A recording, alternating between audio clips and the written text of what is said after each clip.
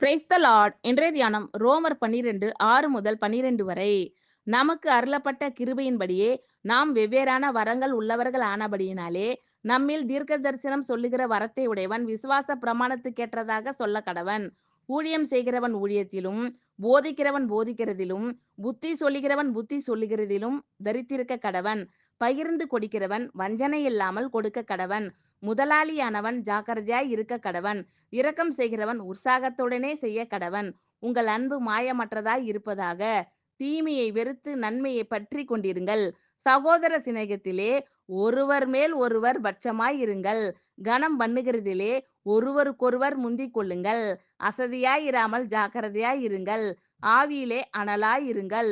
கர்த்தருக்கு ஊழியம் செய்யுங்கள். நம்பிக்கையிலே சந்தோஷமாய் இருங்கள். உபத்திரவத்திலே பொறுமையாய் இருங்கள். ஜபத்திலே உறுதியாய் தரித்திருங்கள். ஆமென். Thank you Lord.